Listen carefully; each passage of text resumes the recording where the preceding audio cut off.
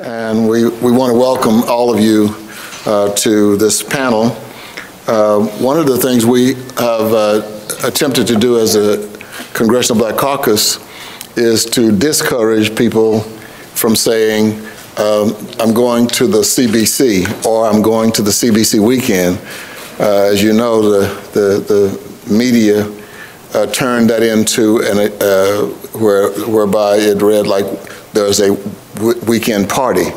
So this is the annual legislative conference, as it has been since for almost 40 years. And it is a time when we deal with issues that are substantive and significant to the community. And in this particular brain trust, we're going to continue the conversation about dangerous binge drinking at HBCUs.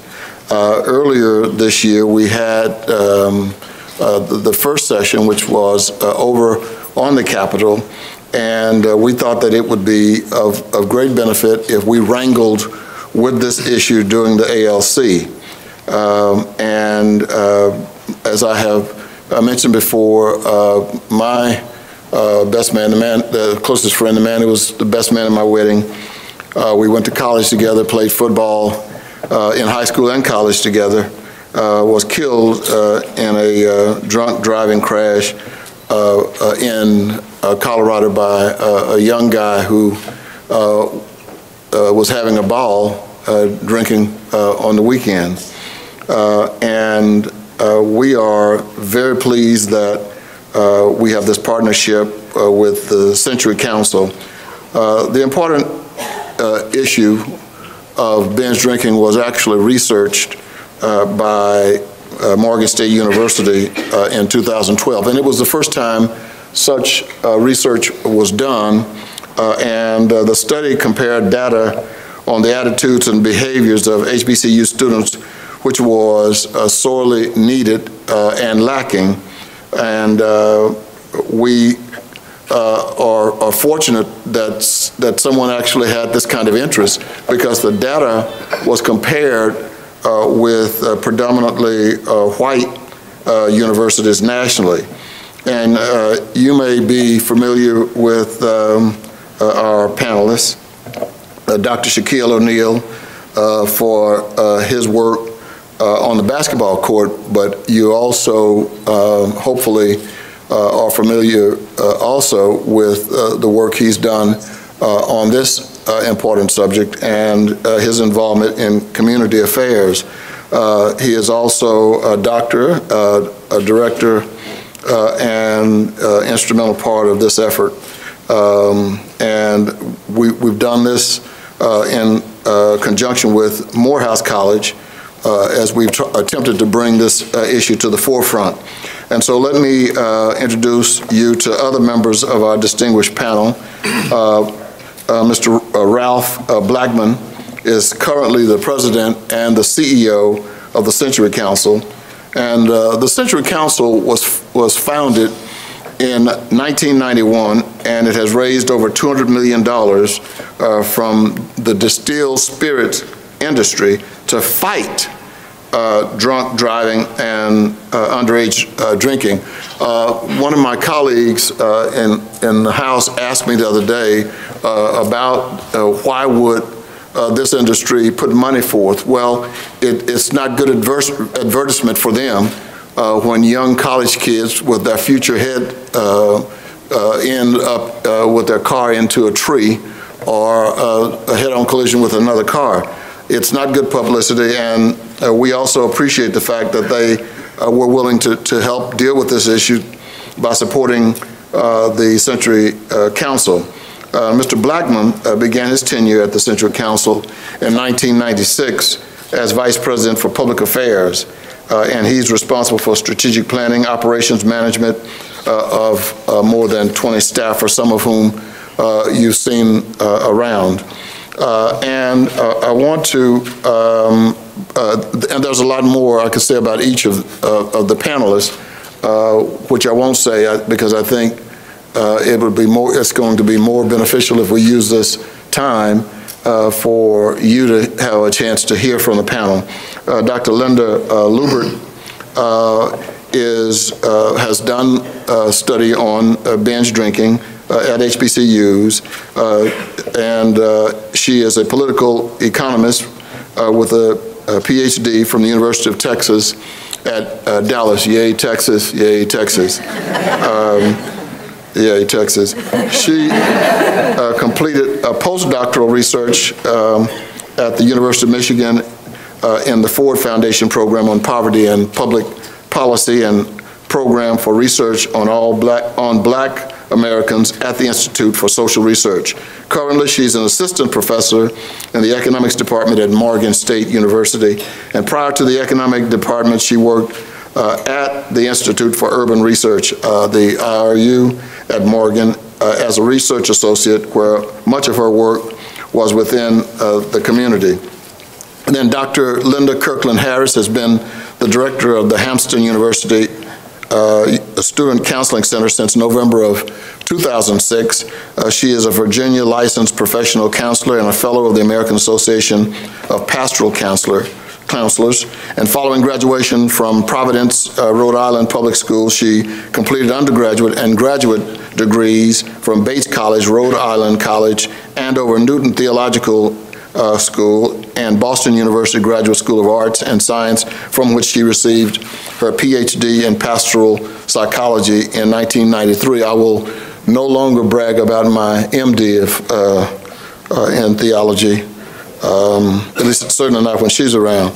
The Reverend Kirkland Harris is an ordained American Baptist clergywoman who, in addition to clinical work, has taught at secondary, undergraduate, and graduate levels, including Boston University School of Theology and Norfolk State University. Dr. Kirkland Harris enjoys choral singing, writing, gardening, every now and then, and photography. And so we will begin this panel discussion with Mr. Blackman. Thank you very much, Congressman. I guess I'm the least educated person here on the panel, but I'll begin anyway.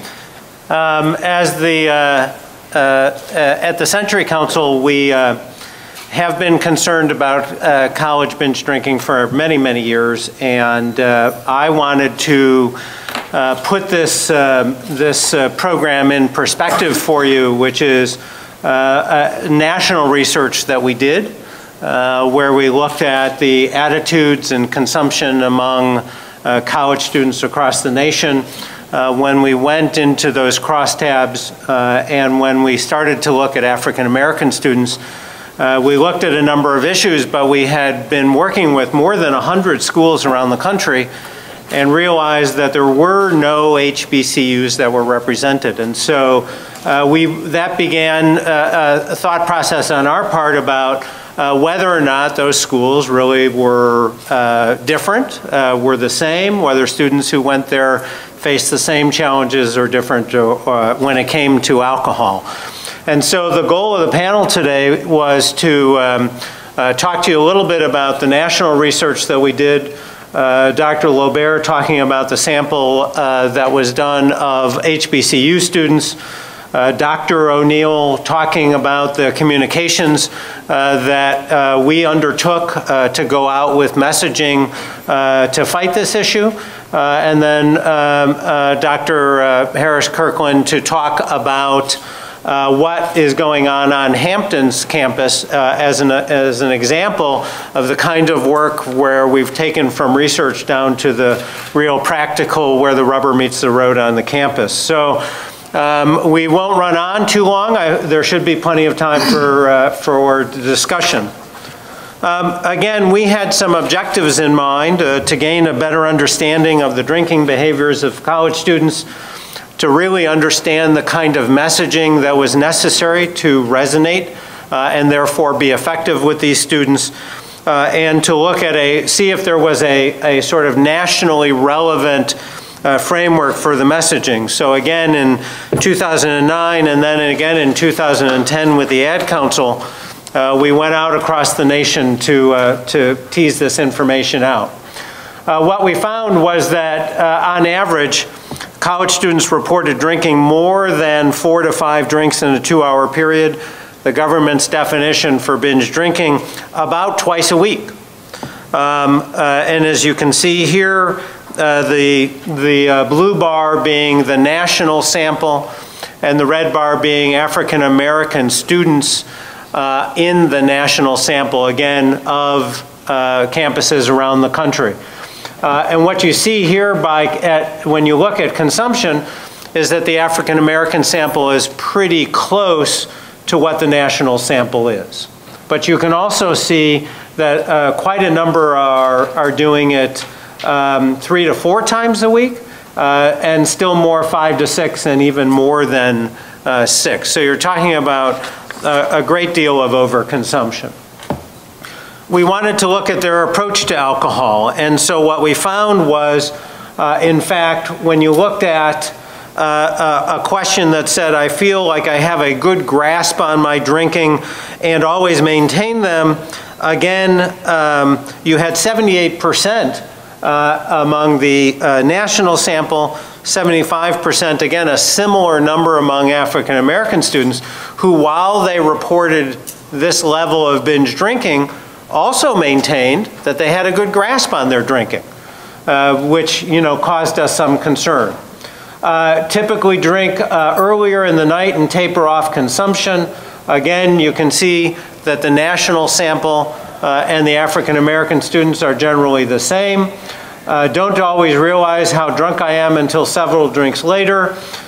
In this case, you've got the African American sample, which is a little higher on that, which again goes to education about drinking and about blood alcohol concentration. And then pre-gaming. Pre-gaming defined as drinking in the room before going out, or drinking someplace behind closed doors, if you will, before we're going out. Anybody who's under 30 in the room is going like this. Everybody who's over 30 is saying pre-gaming. I'm not sure I know what that is. But when you look at the numbers, again, for all of the things that are similar among the national sample and the African American sample on, again, majority campuses, you see this one as being significantly different, whereas many of the others were the same. So again, you've got more African American students who are pre-gaming, which means that their consumption is not regulated in any way. The standard drinks, if you will, are not being poured as they would be in a licensed establishment. And there's really very little control on consumption that takes place. We then wanted to look at the top choices and decisions. So what influences this overconsumption? First, we looked at cheap drinks, happy hours, and money-saving options. Again, if you look at the total, you see that the green part of the bar, influential in their decisions. College students are always concerned about costs and about the money-saving options, but again, not dramatically different when you look at African American students. We saw having friends visiting from out of town, a big factor in overconsumption. That is that, again, as students reacquaint with each other, perhaps from high school who are visiting, or friends from high school who've gone to other campuses, that kind of thing, that tends to be a celebratory time and therefore does have an impact on overconsumption. And then, interestingly, buying the next round of drinks because your friend bought the last.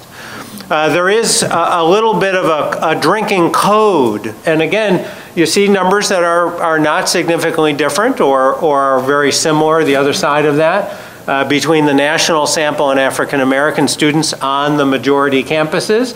But again, this is something that, again, if you're trying to look at messaging, if you're trying to look at effective means for intervention, if you're trying to look at how to communicate with students, you have to know what these choices are and what these decisions are that the students make along the way to help you identify the kind of messaging that you think will be productive. So again, what are the experiences that occur when students drink too much? The top outcomes, unfortunately, were all short-term. And so again, maybe if you're over 30 and you're in the audience, you're worried about a drunk driving crash, you're worried about a trip to the emergency room. Unfortunately, the largest outcome, the one that is the top outcome, physically sick. So when you look at all the messaging that's out there from the government, from we as advocacy organizations, from community groups, unfortunately, the dire consequences that we're trying to get across to students really are not resonating. None of these top outcomes, if you will, and the data goes on, and unfortunately, jail and death and long-term health consequences are very low when you look at the overall sample, and again, the African-American sample on majority campuses. But you can look from physically sick. So at the end of the day, students who are putting their life at risk, the second largest outcome is humiliating yourself. So again, we're not getting through with really how dire and in some cases life-threatening some of these consequences can really be. So we did look at all of this and look at messaging, and we found that there were two messages that we thought were most impactful. Take control of your night and enjoy it your own way. Again, there was some individuality. We wanted to empower students to take control of their night and know where your line is. And look at it that way. So again, when we looked at qualitative research and the focus groups, again on these messaging frameworks, the Take Control said, it tells me not to let other people's behavior affect my own. But again, if you go back a couple of slides and they're buying the next round because their friend bought the round before, clearly their friends are having an impact on their behavior, and that's a very high bar to be able to get across. And knowing where your line is, this statement stands out because it says it's okay to drink, just know your limit and take control of it. So again, we've got to try to reinforce the no drinking message, not opposed to no drinking message. We found that it had very little relevance and very little resonance among the overall population on college campuses. So we found over a course of about 6 or 7 different messages that were tested along the way in various focus groups, quantitatively as well as qualitatively. These were the top messages. So the question becomes, well, what made these messages resonate? They're motivating. They're asking the student to take control. They're empowering the student to make decisions. They're unique. Remember, students who are in college now have been hearing this since their high school days, through DARE program in their middle school days, from their parents, from their guardians, from their homes, from their families, from coaches, from law enforcement. So again, we wanted to create messaging that was unique. We thought to them, again, these were very clear. There was some clarity here. There weren't mixed messages about should I or shouldn't I. It was take control. It was know your limits. And again, they were relevant. They're never preaching. And whether you're in this field about alcohol abuse, you're looking at other risk-taking behaviors, tobacco or drugs, sex, others, anybody who's out there preaching is not getting through to a college-age crowd at this stage of the game. So again, when we got through this process, we looked at where we were, and unfortunately, we saw that an important segment of the college community was unrepresented. And so we sought out Dr. Lobert at Morgan State to look at research that would look at HBCUs to see if what we saw, again, was in most cases, African American students on majority white campuses across the country, their behavior was not very dissimilar to the overall environment that they were in. So we began to question whether or not the environment changed things. And so this was an area we went to the Department of Education to see if this research was out there, and it wasn't. We went to other experts in the field that we had worked with. Again, we found that this research wasn't out there, so we asked Dr. Lobert to take a look for us. And so by way of introduction and by way of the Congressman's introduction, Doctor? Okay.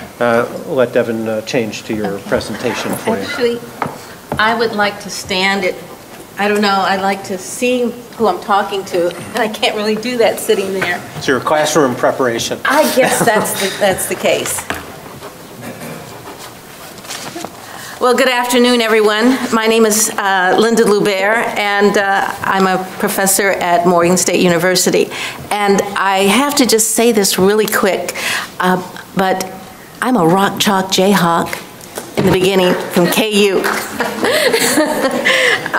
Okay, so as Ralph was just mentioning, I did take on looking at student drinking behaviors at HBCU, because as what he was showing you, there was a similarity of African American students within the predominantly white institution. So I went and took this on.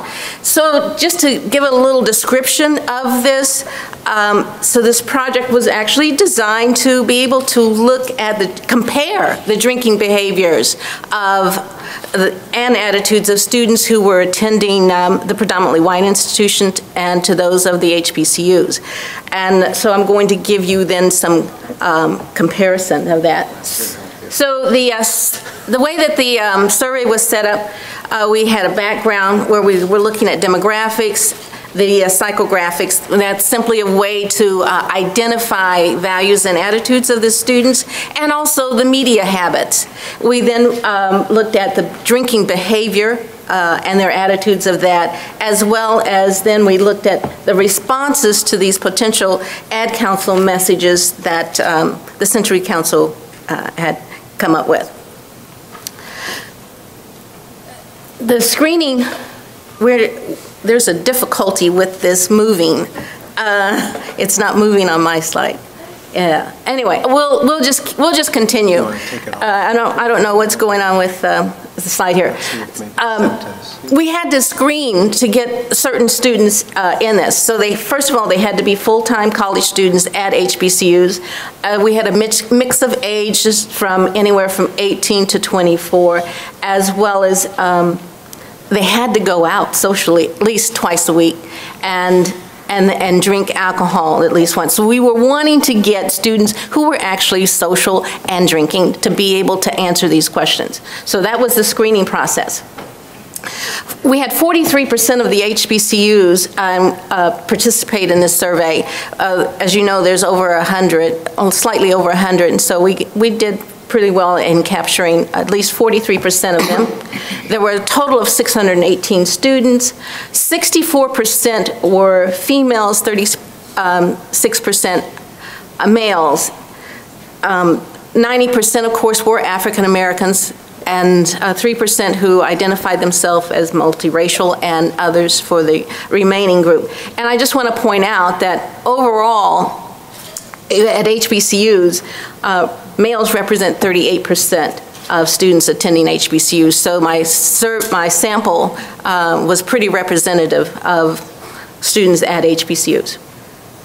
So let me get into some age-related things, because when I was looking at this, I did find something interesting about the ages of students. So the breakdown for the ages, of course, you know, was that, but as you can see, 64% of the respondents in this group, in the HBC group, were under the age of 21, compared to 35% at the predominantly white institutions. So. And then when I could look at that, 63% of those under 21 drank before coming to college. And this was a question that we added to the survey to be able to see, are they drinking just when they come to college, or have they been drinking before? And we see that at least even with those who were under 21, they were drinking before they came to college. And 66% of that same group say they often or always end up drunk. So I'm going to be getting into that question of drunk and a little bit more too. Some other age-related aspects of the survey is that 65% of the survey said that, or the sample said that they drank only 1 to 2 times per week. And of those who drank 1 to 2 times a week, 68% of them were under the age of 21. The total sample had 55% freshmen and sophomore, and 57% of those freshmen and sophomores were drinking at least 1 to 2 times a week. One of the things that we had in there was things about how their communications, and we find that there was, students are texting, and that's one thing I find even in my classroom. I get rid of the cell phones while we're speaking here, but texting is one of the things that they do quite often, and 60% of those who text, at least 20 plus a week, are under the age of 21. Now, so there was, like I said, the survey had lots of components too. There was this other thing about socializing. And what we were finding that socializing was more important than drinking. There was a question that actually said, how much do you agree or disagree with the following statement that you're interested in socializing during, does alcohol have to be present? And what we find is that most of the HBCUs and even the PW, they agree with socializing is more important than drinking. So what kind of organizations are these students a part of? Well, we can see anywhere from student media, the sports teams, Greek organizations, performing arts. We do find some differences here. And what we see is that only 9% of the students at the HBCUs belong to the Greek organization. Now remember, this is from my sample. And we tend to think that, oh, if you're belonging to a fraternity or sorority, then you will probably be doing a lot of drinking. But you see that only 9% of these students were belonging to sorority or fraternity. Most of them, if they belonged to anything, was simply community service groups. That was the majority of the HBCUs. That was what they participated in. Their living arrangements, fraternity house, sorority house, again, what we find is that over half of the respondents at the HBCUs lived in student dormitories compared to only 32% for those in the national study. And we find there are none living in fraternity houses or sororities in the study that I did. Well, does money have anything to do with the drinking behaviors? So that was a good thing to look at. And so there were some questions that say you're constantly struggling with your finances or your money. It's tight, but you get by, you cut back, you're doing just fine, or you have no financial worries. And we see those who have no financial worries, they're similar in both groups, but it's almost twice as many who are struggling with their finances and compared to the predominantly white institutions. So we're seeing that that might be something to pay more attention to. And we actually had a question that we had for that. We can also then look at, well, if money is a problem, are they drinking, how are they actually doing this drinking? And what we're finding, when you have less money, what do you tend to do? Do you drink at a slower rate? And we do find that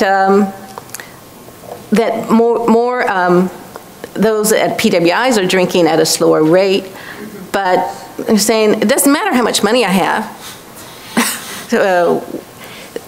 In how much you're going to drink. So what does that actually tell us though? And we can do some more investigation on that to say, well, it's maybe not the money, but something else. The frequency of drinking. Okay, how many times in a typical week do you drink alcohol? And what do we find? That most students at HBCUs are drinking at least 1 to 2 times a week. Over 60%, over 60% are doing that. Now, what you do still find here is that there are some, and I think Ralph kind of pointed this out, that they're still drinking. There are some that are drinking 5 to 6 times per week, and even more than 6 times per week. And those are some students that we need to be paying attention to, or that type of behavior. So we had another question approximately, and how much do you drink? 4 to 5 drinks in a 2-hour period. This is what is referred to as the binge drinking question. This relates to what most folks refer to as binge drinking, when you are drinking anywhere from 4 to 5 drinks in a 2-hour period. And what do we find is that less than once a week, almost half of the HBCUs are saying that, compared to 35% of those at PWI, and that is statistically significantly different.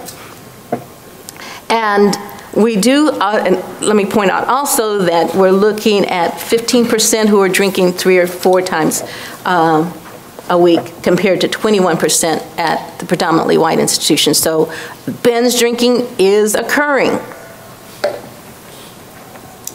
And, bringing in the age, 66% of those who are doing this are under the age of 21.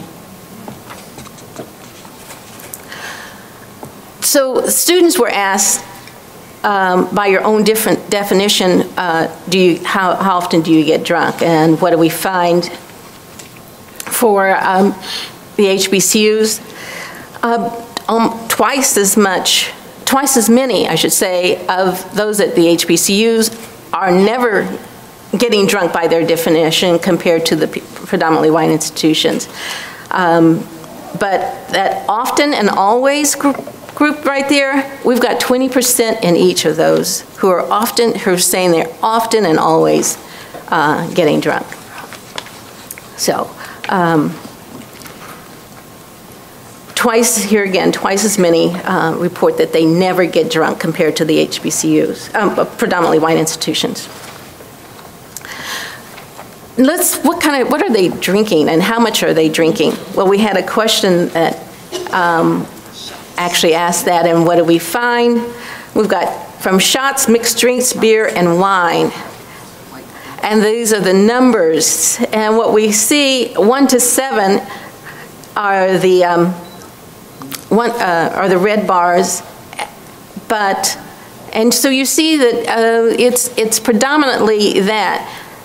But when you look at beer, and you see 0, you see that the HBCUs, typically, they're not drinking beer.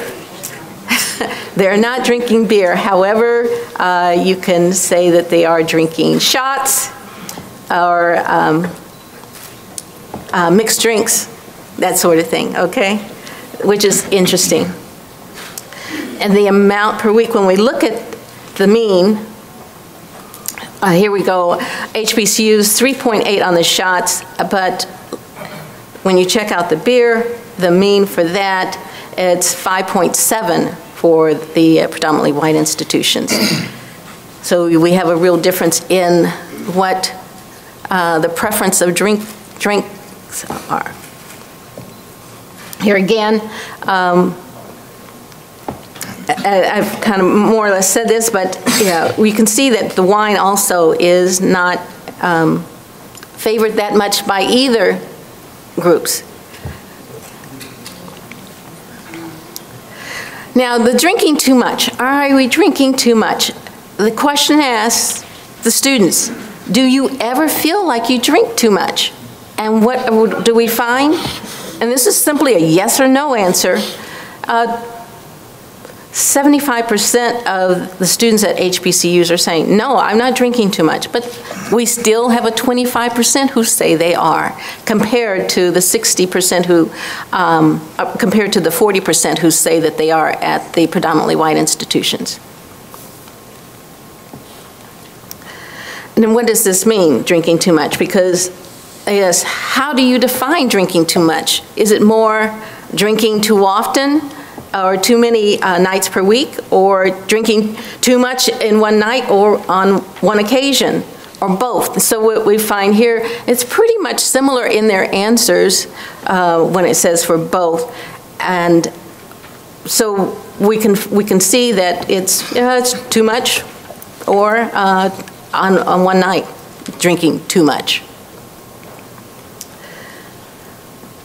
Some important factors that may affect the drinking is the level of comfort, the company, the type of alcohol served, that what they have to do the next day, do they have a test they have to be studying for, and then who's paying the cost. What we find out based on this question on a 7-point scale is that pretty much HBCUs and predominantly white institutions were pretty similar in what is affecting them. And these were the ones that I pulled out from all of the questions that were there, or available answers. So what is the style? Yeah. Well, so I like to have a good grasp on my drinking limits and always maintain it.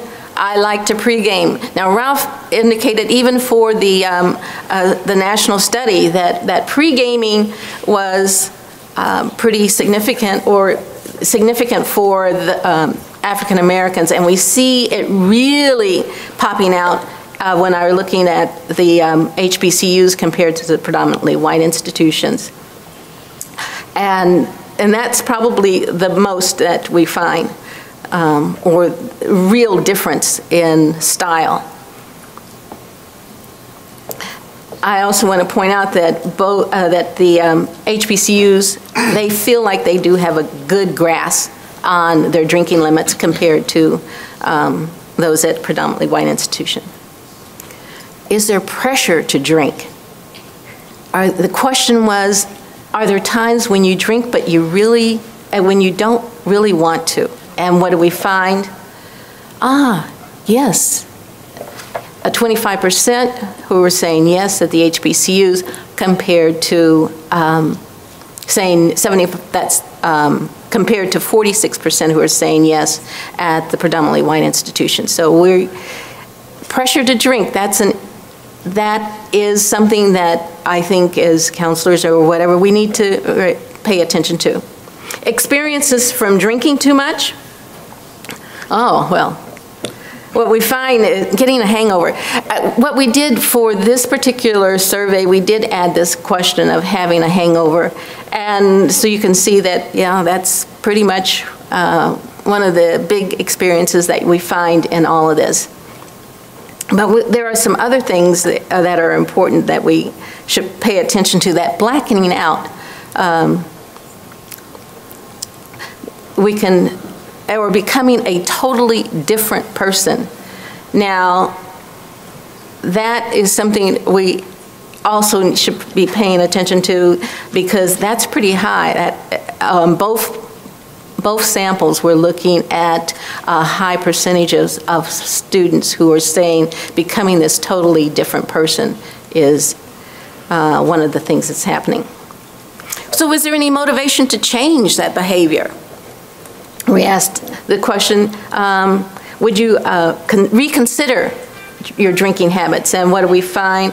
What's motivating? The fact that they were getting sick and blackening out.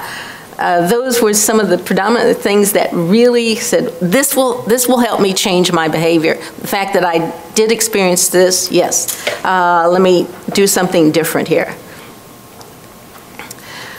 Now, I mentioned that there were some ad council statements, and some of these were, these were presented to the students. Those extra couple of drinks can mean crossing the line from fun person to idiot, saying something to ruin a relationship. Basically, just not saying something you should be because you're drunk.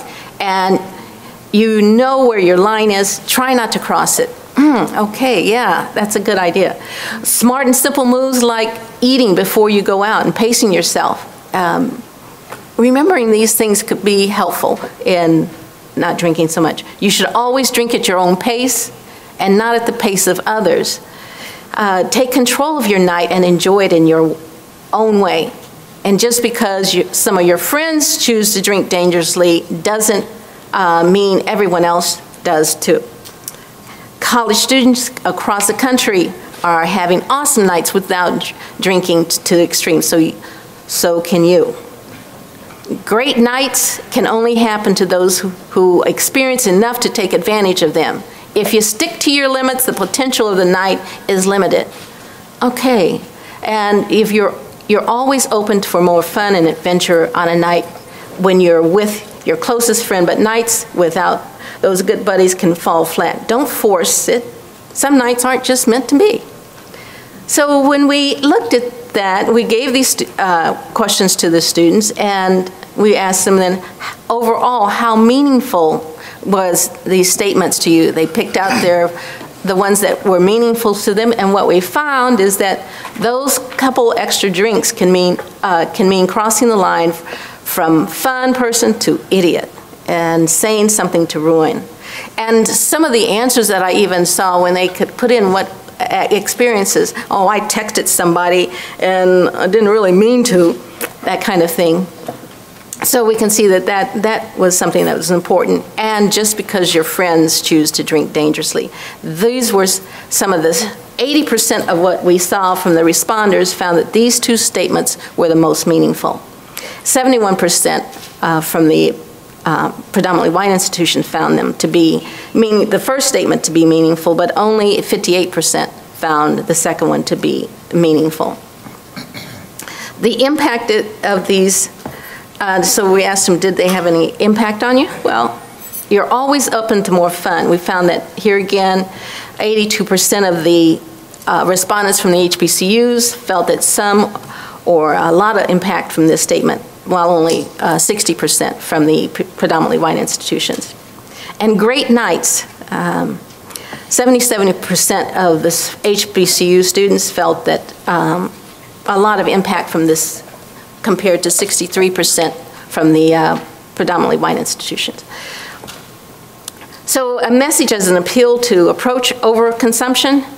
49% of the respondents from the HBCU said stick to your limits. Message was a different take on a familiar message, while 37% from the HBCUs felt the same way. What I found is some anecdotal evidence about this whole idea of drinking and binge drinking is that my students, you know, 'cause I have you know, kind of a captured audience with my students, they said that drinking was used to loosen their inhibitions so that they could party and simply have fun. It wasn't about drinking for the sake of getting drunk. It had a purpose. Like, let me do this, and this is why we see that it falls in line with the pre-gaming so much.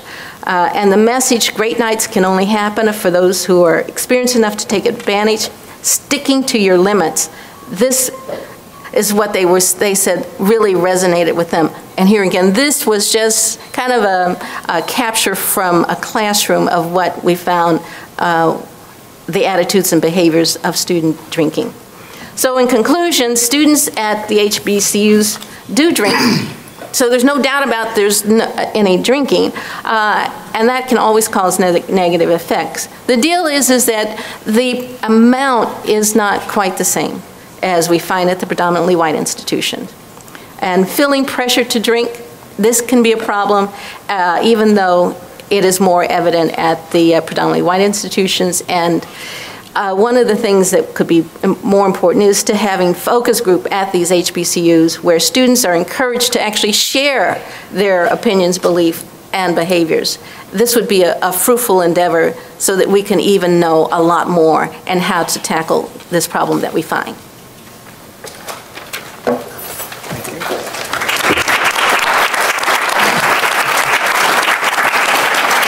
Thank you, Dr. Lovere. Dr. Howard Thurman, probably one of the most renowned African-American theologians, chaplain at Howard University. He's written about 13 books. The story is told of him asking a young man, so what are you going to do when you graduate from Howard? And the young man said, I'm going to get a job. I said, well, what are you going to do next? He said, well, I'll get married. Well, what next? Have children. What next? Well, I'm going to try to rise up in the company where I'm working. And he said, well, what's next? And the guy said, well, you know, that's kind of it. And he said, well, you're going to really give the preacher who does your funeral a difficult time trying to say something about you. And it's a tragedy when a pastor has to stand up at a funeral and say, you know, Brother Johns has died, and now let us stand for the benediction. And that means that they did very little. Life is about more than just existing. And those who have been blessed, based on a book I read, they are expected to do more. And at a time when we see so many of our professional athletes do well on the court, on the field, and in terms of their contributions beyond that, we don't see much. And so it has been quite refreshing to watch some of them. And I think that when we have the opportunity to listen to someone who not only did well on the college basketball court, on the professional court, but is now giving a great deal of his time to deal with matters that matter. We are pleased to have Dr. Shaquille O'Neal with us today. He is helping to manage the communications campaign in conjunction with Morehouse College, and as they attempt to bring this issue to you, Dr. Shaq.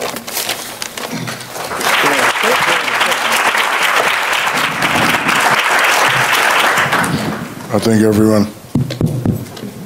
Mic check. I think everyone can see me, right? Good afternoon, everyone. Thank you for coming. Thank you, sir, for that great introduction. You're hired.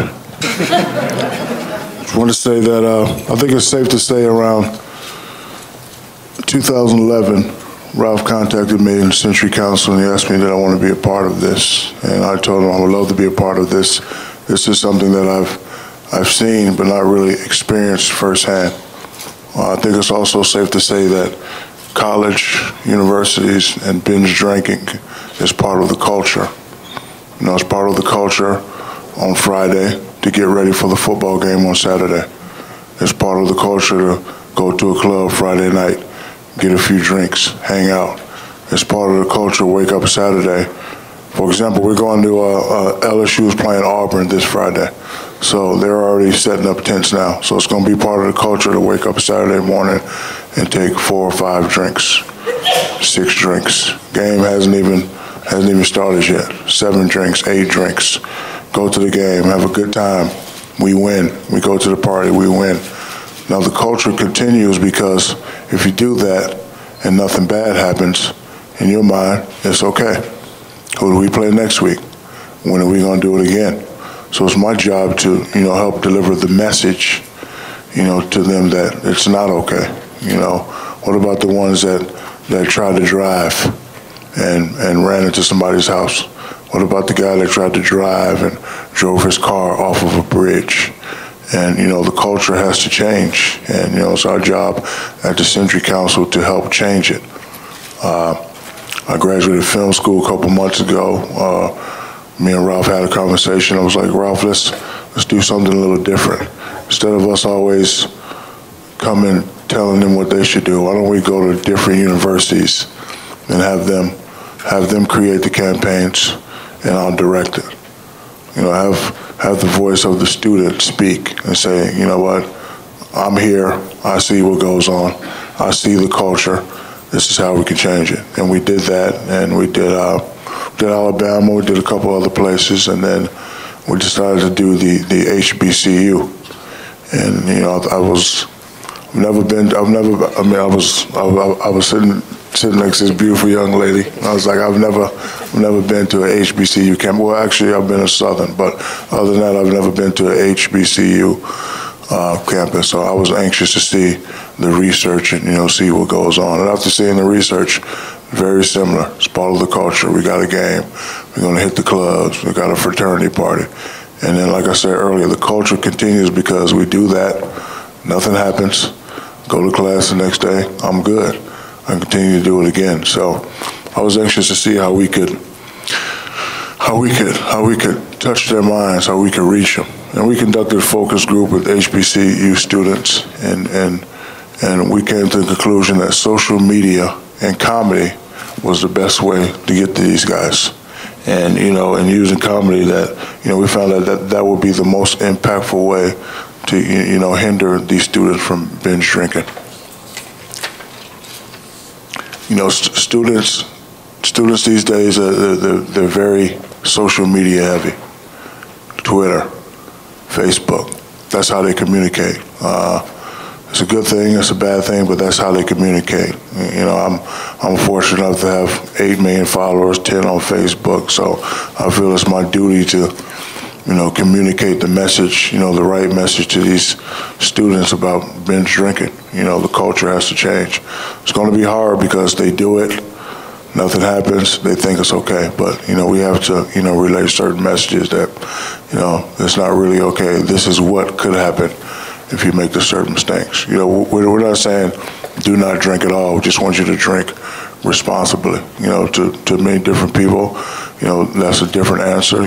For some people it's 2 drinks. For me, it'll probably be 8 drinks, even though I don't drink. But you just have to make the right decision and be responsible.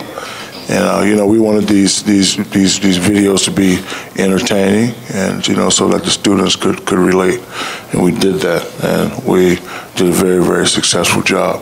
You have that video? Yep.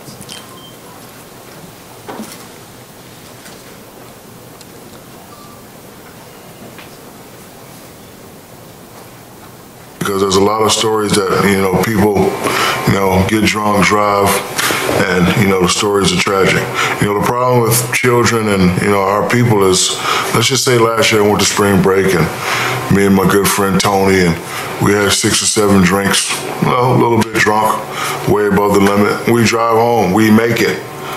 Now guess what that's going to do to us mentally?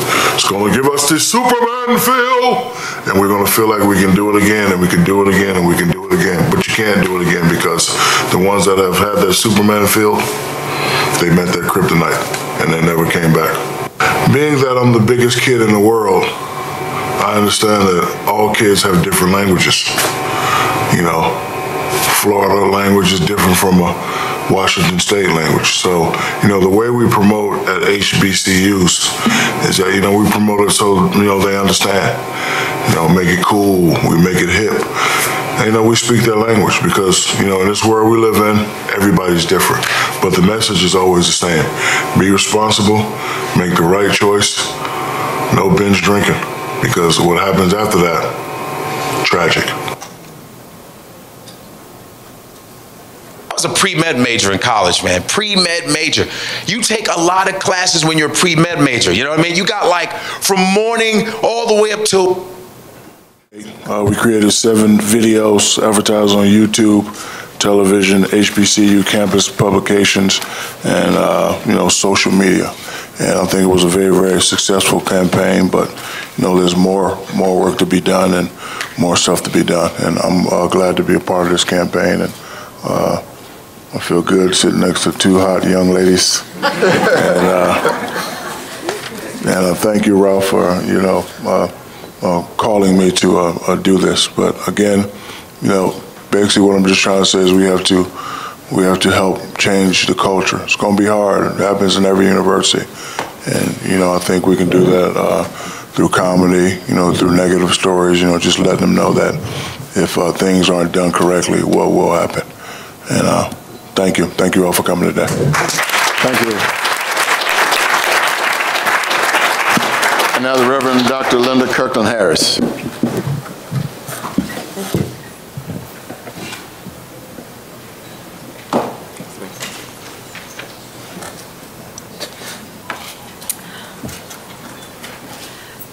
Well, I'd like to thank Congressman Cleaver for wisdom in convening this discussion, and for Ralph for inviting me. I certainly do bring you greetings from Hampton University, which we call our home by the sea because it is surrounded by water. And on behalf of our president, William R. Harvey, and Vice President for Student Affairs, Dr. Barbara LaSur Inman, who has been, I think, instrumental in helping the university to come to terms with the degree of drinking and some of the, and the many negative effects that come about. One of the things that, I know Ralph asked me to talk a little bit about what's happening, our data. One of the things that has come about is that there have been students who have come, even during pre-college, and pre-college is rising freshmen who are getting a head start during the summer prior to their freshman year, who have gone to the hospital and ended up in ICU because they've been binge drinking. And so she's been able to help the university to understand that we need to face this head on. And what I'm going to do today is to talk and show you some of what we did with a grant from the Virginia Department of Alcoholic Beverage Control over the last academic year. And I have, one of the things that we did was to make this pamphlet that many of you have on your chair, and if you look at it, you'll see references to Dr. Lubert's research. The other thing we did was to create a DVD, and the reason for doing that was that I had noticed as I looked at DVDs looking for resources to work with to help our students to get real about all of this, was that they didn't seem to represent what I knew of, at least our HBCU. So we've done this, and I have a little bit to show you. And it's unscripted, and it's from the student's perspective. But let me start by telling you a little bit about what we set out to do with this grant. We ultimately wanted to reduce the number of alcohol-related incidents that were reported to HUPD. Unfortunately, they actually went up that while we were doing this, then rather down, so I don't even talk about that very much. But we wanted to, one of the things was to provide face-to-face fun without the quote-unquote aid of alcohol. And face-to-face is very intentional because of the amount of texting and the virtual relationships that they have. Wanted to have them, give them opportunity to do some things without the aid of alcohol, and to build in some alcohol education. Thirstless Thursday was actually an idea that one of our students came up with last year. We had a contract for minority serving institutions to work with substance abuse, HIV, AIDS, and hepatitis prevention. And one of the students, one of the peer educators, said we should do some Thirstless Thursday things. And that's because, you're aware of Thirsty Thursday? That's when you go start drinking for the weekend. So we decided to try to do some thirstless things. And that's not a particularly favorite beverage. This, I don't even know what that is, Brad Paisley, but it says virtual reality on it, and there's so much virtual reality going on with our kids that I just thought I'd stick that up there, really, honestly. They like vodka a lot, and at Hampton, I don't know about where you are, but the mixed drinks are the Red Punch and the big Solo cups, and who knows what's in there. But it's very effective for, unfortunately, for getting drunk and for other things, and I'll touch on that, I hope. We also wanted to develop engaging formats for alcohol education. We wanted to create a culturally competent DVD, and we also wanted to promote Hampton University Police Department's primary and secondary alcohol prevention through TipSoft and ALCO-sensors. They introduced the use of ALCO-sensors on campus last year, and those are basically the breathalyzers. TipSoft is a system where you can text in anonymous tips about things that have happened, and it helps with the investigation. So we wanted to give them some help with that. Because, naturally the word got out that they were going to be breathalyzing everybody at the beginning of every social event and all kinds of crazy stuff like that. Okay. Oh, this was my backup. Let's see. Nope, back up there. Can we do the DVD now? Can't do it? Oh, nuts, okay. Well, the DVD, what I wanted to show you was a portion of our safe, in the way of both creating our DVD and giving students an opportunity to tell us what we needed to know.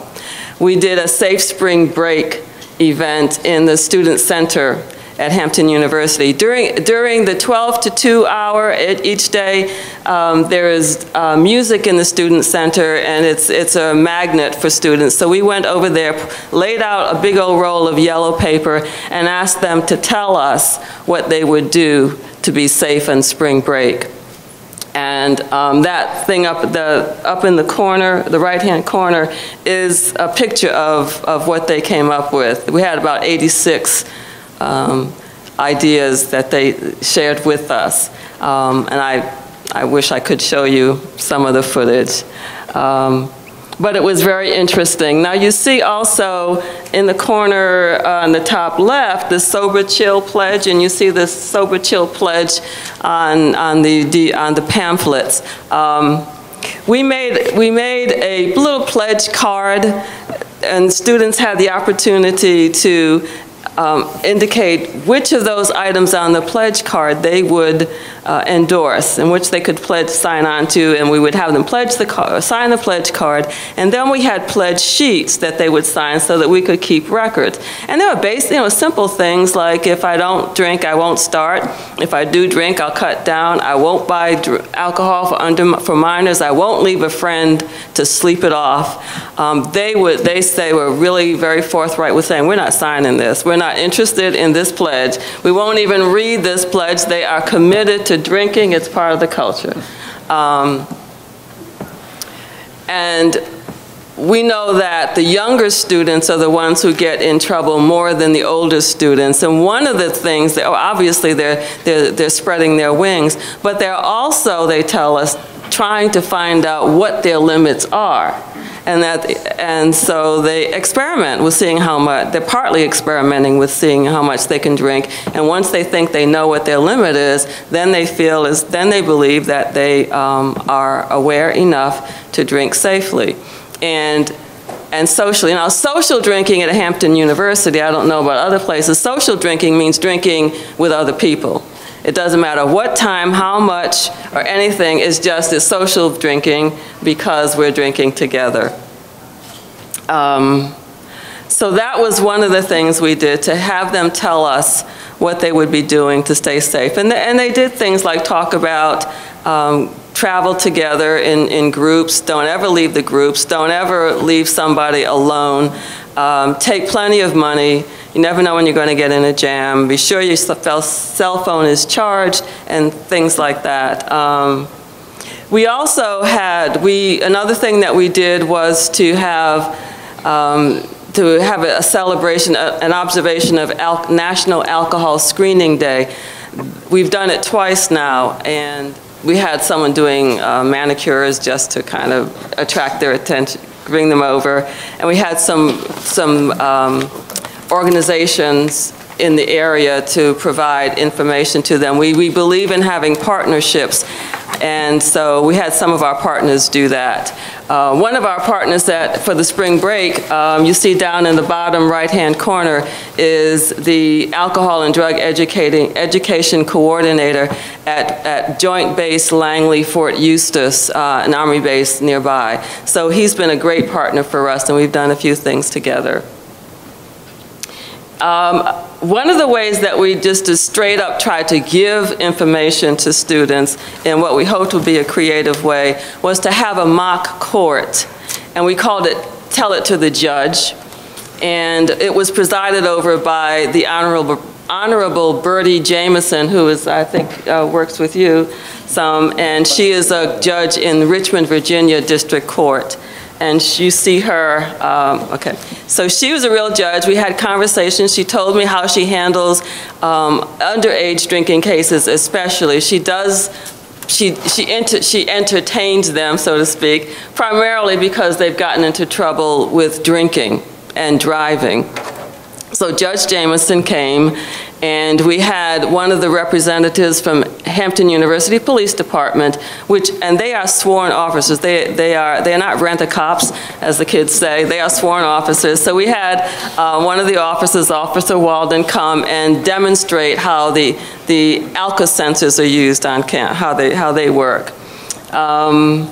One of our partners was Buffalo Wild Wings, and so they provided food helps a lot, Shaq. You know, I mean, Dr. O'Neill.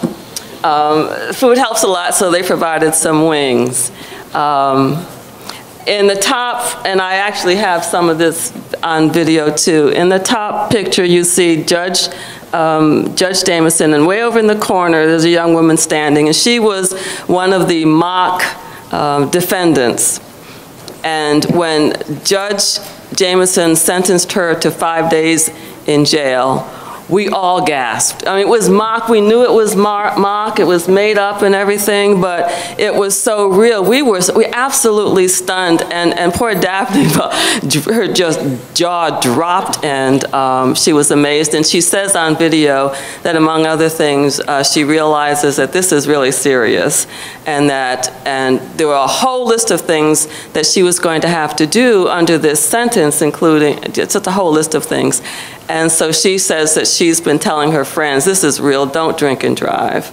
So we'd actually like to do that again and promote it really, really well, harder, and get more students to hear that. And we feel and the students found it very effective and think we should do it again. Dr. Harris, if I can interrupt you just for a minute. Dr. Harris will finish, and we'll have 3 questions, not speeches. Questions. If you do a speech, we'll interrupt you nicely and ask you to sit down. The votes have been called on the House, so all of the workshops that Brain Trust that members of Congress are doing are being interrupted. We're not in charge anymore at the House of Representatives, and so we all have to go over and vote on things that don't matter. So. Dr. Harris, thank you. Thank you. It's great to know that y'all are engaged in things that don't matter. Okay. Just back to Alcohol Screening Day, one of the things, we were also showing the the movie Flight, and then having a discussion afterwards.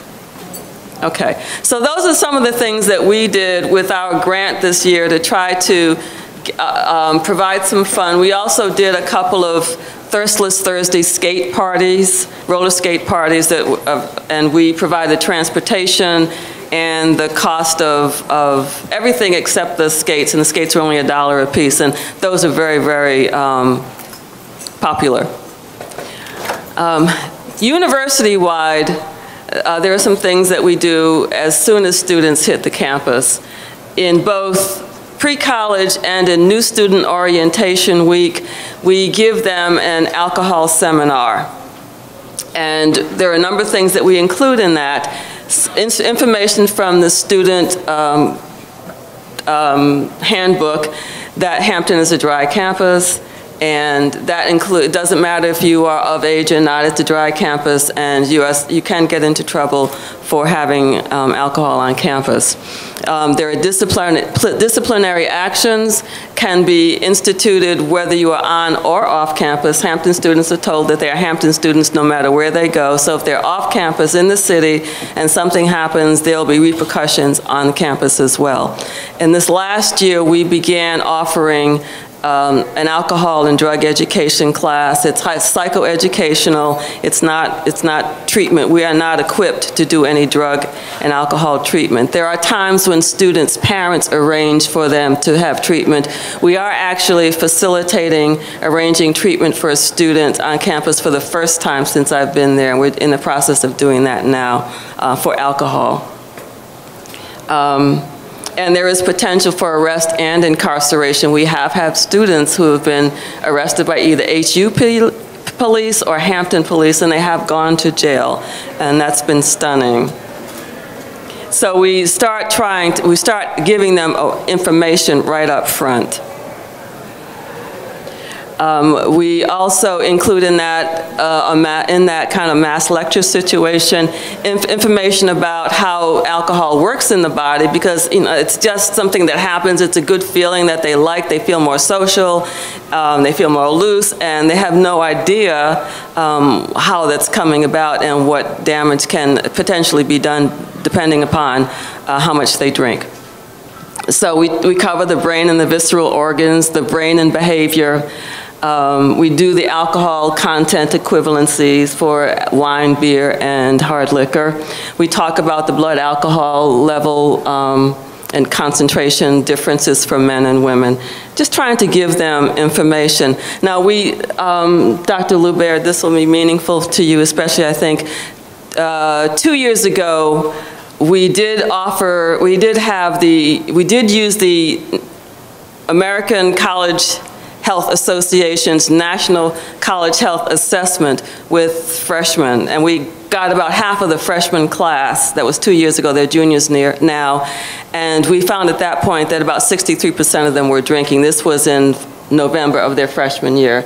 So they were drinking. That survey doesn't tell us whether they were drinking before they got here or not, but 64% of that 63% said we don't need any information about alcohol. So they just, whatever. So, but we continue to try to give it to them. We also talk about alcohol and sexual assault. In fact, we have a separate session with them on sexual assault in which we link we should talk to them about the link between alcohol and sexual assault and how that comes about with the increased impulsivity, impaired judgment, the fact that you cannot give consent sexually if you're drunk. You don't have the rational capacity to be able to do that, and so it most of the time will constitute legal rape. And we're trying to help the students to understand that, at least in Virginia, the rationale that I was drunk when I did this is not a legal defense, and so that's not going to be very helpful. So it has implications for both the perpetrator and the victim. One of the things that I began saying to students last year in these orientations is that we recognize that so much of the time nothing bad happens, and it happens to other people, but somebody has to be the others to whom these things happen, and some of you will be some of those others. And 2 weeks later, there's a girl in my office who was one of the others, and I said, "Weren't you there?" And she said, "Well, yes, I was, but I didn't think it would happen to me." They are so, they're so into it's not going to happen to me because statistically it doesn't. But in reality, somebody has to be the others. So with that in mind, when we did the sexual assault session a couple of weeks ago, and that was another collaboration. Collaboration is really important at the university. So that was a collaboration with the Counseling Center, the Health Center, and the HUPD, and we each had a piece of it. And one of the things we decided to do was to try to help students understand that there's predatory behavior and that alcohol is involved with it. And just to get this point across, we decided that we would show the video of Blame It on the Alcohol. Because I don't know if you know that song. It is it's a song about a systematic plan to get a woman drunk enough so that she wouldn't be able to resist, and she would come and she would be, she would just, of course, enjoy all of this that he was going to do to her. And it's so explicit, it's so deliberate. And I said, okay, let's show this, and we won't even show the video. We won't show all the party start. We're going to put the words up there, and that'll really make an impact. So we turn the thing on, the music comes on, the words come up, and we're all ready for them to be just stunned. And all of a sudden it was, woo! And they knew the word. They are doing all of this stuff. With the words, they know the words, and they're singing the words in which someone is talking about how he is going to assault this woman through alcohol. And that was just so unbelievable to me. Not much surprises me at the university, and well, that one really got to me. So I decided that I need to understand this some more. So I've been in touch with one of the journalism professors about doing some focus groups with that group from the freshmen to see if we can understand what in the world, how can this be? Just what is this? Anyhow, so So that's some more about our collaborations. Those are two of our officers. One is the security officer, because we do have rented security, and the other is one of the sworn officers who just, when we do something like this, they go with us. So there's always HUPD protection, and we're at a nearby roller rink. And that's well, those are some of the kids. We also collaborate with Residence Life. So we go into the residence halls and do dorm chats. The Dean of Women would like you to know that one of the favorite things that they do is Club Bottoms Up, where they have mock drinks and they talk about socializing without alcohol. And when students are sanctioned, not only do they come for the alcohol class, they have to create presentations that they're going to give to their peers, and what she's done is had them to be responsible for getting people there as well. So she likes that, and she wants you to know that. Today is the Graduate Counseling Department's observance of National Recovery Month, so it's Recovery Day at the university. And so they shared this information with me, some of the things that they have done over the last 7 years for Recovery Day. And I have participated in that in the past. This time out, we are so swamped with some other things that we're doing. All we're doing is providing copies of our pamphlet. So the next things, the blame it on the, you know what the worst thing about this was? For the next week, I was walking around saying, blame it on the alcohol. It just got into, you know, it was so catchy. It just got me, it got in me, and I'm walking around doing this stuff, and I said, okay, this must have something to do with how this comes about. There is something about the power of the social aspect of drinking that overwhelms everything else. Now, my impression in listening to students who come to me is that there are quasi-family groups that form at the university with alcohol at the center of their attachment system. They will tell me, I wouldn't even be with these people if we weren't drinking and drugging. I have nothing in common. I don't even like them. But they come together. I mean, that's what they do. They come together.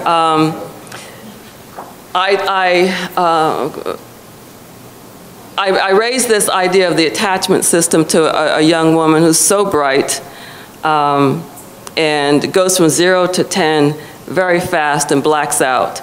And so she's trying to she's coming to the point of backing off alcohol. And I posed this to her because one of the things she said was, I don't like the taste, and sometimes I'll just keep drinking, but I don't want to not to drink because I want to be with my friends. I'm so busy, I don't get to do this very much. And so when I do, I just really want to do it with them.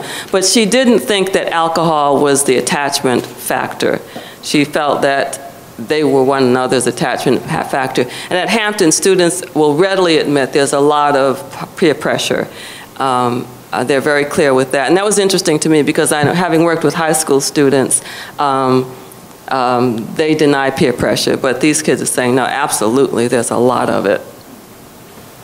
The binging buddies, hidden soul desire for connection, that's an idea that comes from, just brain fog. His name has gone away. It'll come back. Addiction and Grace. Who wrote Addiction and Grace? You know that. Anyhow, he thinks that addiction really is the desire, is a product of the desire for connection, which is interconnectedness, which is essentially a spiritual desire gone bad. That instead of the connectedness coming from human relationships, somehow it's gotten attached to something, whether it's a substance or shopping or whatever. And so that made sense with what the students were telling me about the social meaning of drinking for them. So I'm going to put, and I've let my pastor know that I want to do some research at the church and maybe a few churches. You know, HBCUs are typically linked with some neighboring churches, very strong links, and the faculty and administrators or attend a few of those churches, and they're pretty concentrated. So perhaps that we can do some surveying of students, of alumni, from college alumni and youth group alumni, maybe for 10 years or so, to ask them what could the church have done better to prepare them for the temptation that they're going to encounter. Because, you know, our students say that the kids who are most at risk are the church kids and the Peaches kids, my daughter, that they're the most at risk. And so I'd like to do something with that, to find out, to what degree is there a hidden soul desire, especially with this soulless texting that's going on, and is there a way that the university, in connection with churches, can do something to help them get that connection that they want? And then finally, doing all these activities is exhausting, where, you know, it's ironic that the kids say the reason they drink is because there's nothing to do at Hampton. But when you try to do all of these activities, we're constantly bumping up against everything else that's going on and all the other organizations and so forth, and it's just too much. And it's not very, I don't know how effective it is. So I'm going to suggest that we have an online education requirement that students complete before they even get to campus in their freshman year. So that's where we are.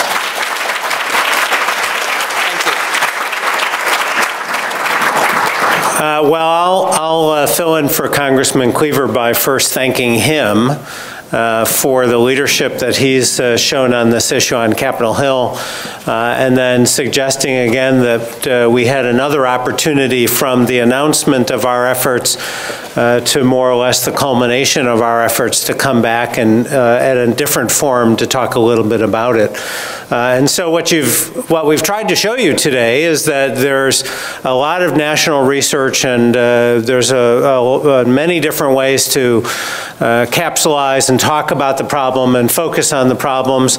And at the same time, you can see how there are a number of challenges in terms of communicating on these issues, finding messages that will resonate, getting students to reconsider or moderate their behavior, talking to them about the realities of those consequences, the social realities of those consequences, or in many cases trying to get them to understand that you know, they've translated the meaning of a message completely different, in a completely different way than you have. And so I want to thank all of our doctors who've come here today to help educate the rest of us on an issue, and certainly on behalf of the Century Council and our distiller members, it's an issue that we continue to focus on, really try to go out there. And lastly, I want to, not introduced, but certainly you saw on screen, was Godfrey the comedian, who is a protege of Shaquille's, and really did a fabulous job. That was all of those, and there are many other videos that are online and that have been distributed out and have gotten thousands and thousands of views online. That's all ad-lib, that's all unscripted. And so again, you know, really a fabulous guy for taking a message and making it resonate to African American students around the country. So I thank you all. I guess if there are some individual questions, not to disrupt the congressman's flow here, even though he's walked out. Ma'am? Questions, but Doctor, your author is Gerald May. Oh, thank you, thank you, thank you. Thank you. Sir? I would just like to address this to Dr. O'Neill. What do you think is the most critical thing we can do to reach young people to get this message across to them? Because you hit on before. Ask you again, so Professor, Doctor, and actually understand what it takes to reach these young people. Well, we just have to do it in ways that they understand. Social media would be a way. Comedy would be a way. Music would be a way.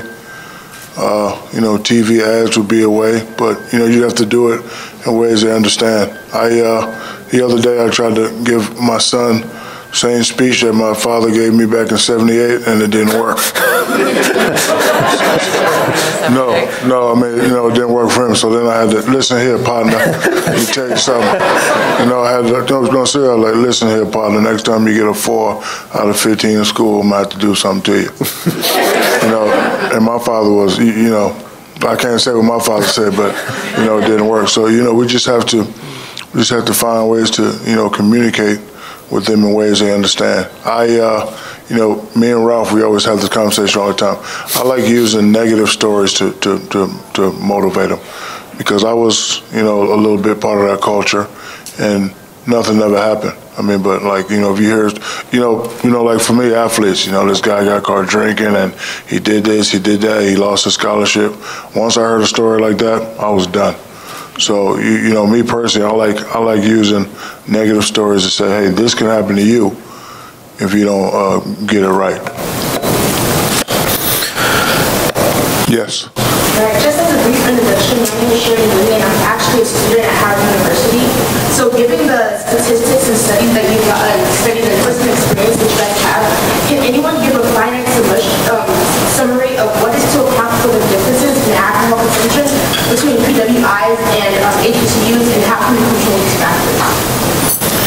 One of the theories is that the link between the HBCUs and church and that whole church experience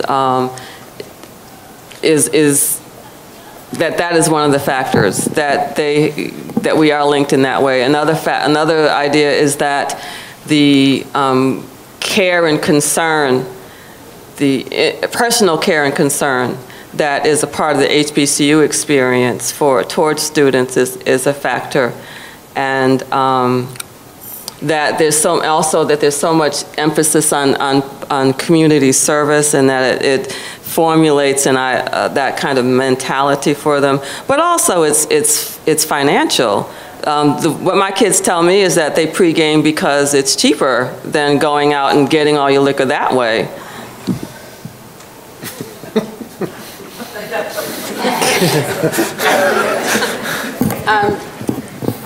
Go ahead. I might add a little bit to that. The whole idea that if you're, well, the pre-gaming is one thing, but we didn't talk about smoking marijuana. And there have been studies that look at drugs altogether, alcohol and all other drugs, and at HBCUs. And there tends to be a little more just getting high as opposed to drinking.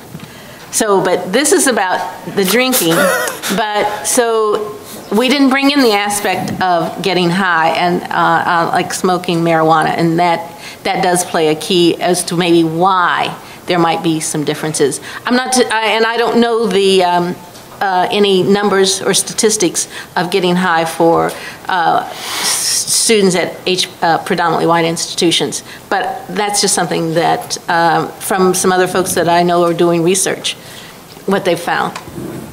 Maybe leaving that issue for next year's meeting? No. But I think there is one other takeaway from this, and that is that the circumstances at Morgan State are different from the circumstances at Hampton, which are different from the circumstances at other HBCUs, and that are different from the circumstances at predominantly white institutions, even amongst themselves. And so while we can gather data at a national level, and it helps us get to a place where we understand more about the situation and about the problem, the reality is that campuses have their own unique community and their own unique environment, and these folks up here who are working on an individual campus, you know, understand that what works at one might not work at the other, and it's important to find what works given the relationships that school builds up with its own students. And so we've tried to do our part at a national level, and certainly, you know, in the advertising and Shaquille has done a fabulous job of just nationally bringing more awareness to this issue, not just on HBCUs, but among college students. As he said, we were at Alabama. He wouldn't actually mention the name, but he was at Syracuse and a couple of other campuses. And so again, the work that he did there was again entirely different from the work at other places. So with that, I appreciate everybody attending, and thank you very much.